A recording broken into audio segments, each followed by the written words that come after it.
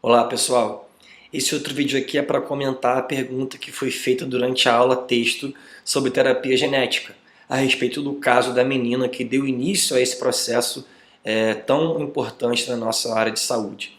Vamos ler o caso dela para entender melhor, vamos reler aqui. Essa menina ela tinha uma doença chamada imunodeficiência combinada grave. E essa doença ela produz leucócitos, ou seja, glóbulos brancos, responsáveis pela defesa imunológica dela, defeituosos.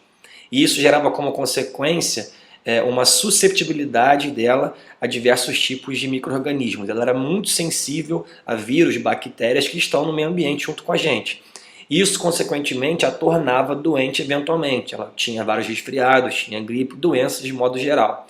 E ela não conseguia ter uma vida próxima do que a gente considera normal. O que os cientistas fizeram? Pegaram glóbulos brancos dela já prontos, trataram esses glóbulos brancos com a terapia genética, usaram lá os vírus como vetores para colocar um gene funcional nesses glóbulos brancos já prontos e a partir daí reintroduziram nela essas células transgênicas, né? Podemos dizer assim, transgênicas. O que aconteceu com ela? Ela teve uma sensível melhora. Ela parou de ter resfriados frequentes, ela voltou a ter uma vida mais ou menos normal, voltou a frequentar a escola e tudo mais. E a grande pergunta feita aqui foi a seguinte: o texto afirmou que ela não teve uma melhora prolongada.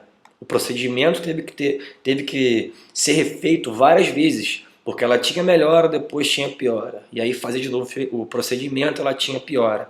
A grande pergunta aqui feita foi a seguinte: será que a gente pode descobrir o motivo dessa menina não ter sido totalmente curada? Ou por que o procedimento teve uma duração tão curta? A gente pode ter essa resposta sim. E aqui vai ela.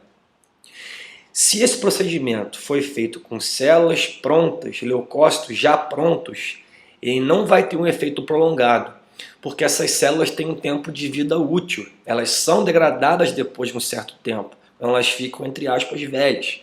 Então, se a célula foi degradada, ela não vai ter mais a célula normal, voltando a apresentar assim o quadro que ela já tinha antes da doença. Agora, se o procedimento fosse feito com células geradoras dos glóbulos brancos, que células são essas? São as células tronco hematopoéticas presentes na medula óssea vermelha. Certamente ela teria pelo menos um efeito mais prolongado. Por quê? Quando a gente pega essas células tronco hematopoéticas e insere genes funcionais nelas e reintroduz nessa pessoa, as células têm capacidade de se multiplicar, né? Elas sofrem mitose e vão se proliferando. No que elas se proliferam, elas também duplicam o gene novo colocado nelas, o gene funcional. Então nós vamos gerar uma população de células com genes funcionais que podem gerar os glóbulos brancos normais para essa menina. Então a partir daí ela vai ter duas populações de células. Ela vai ter uma população de células hematopoéticas sem o gene funcional, desde que ela nasceu, e ela vai ter a população de células hematopoéticas com os genes funcionais, provenientes da terapia genética.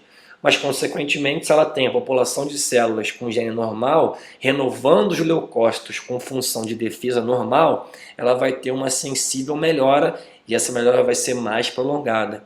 Então, a grande questão aqui é: se o processo fosse feito com as células tronco da medula óssea, que fossem renovando os glóbulos brancos dela, o efeito seria mais prolongado. Tudo bem? Um grande abraço e até a próxima. Tchau, tchau.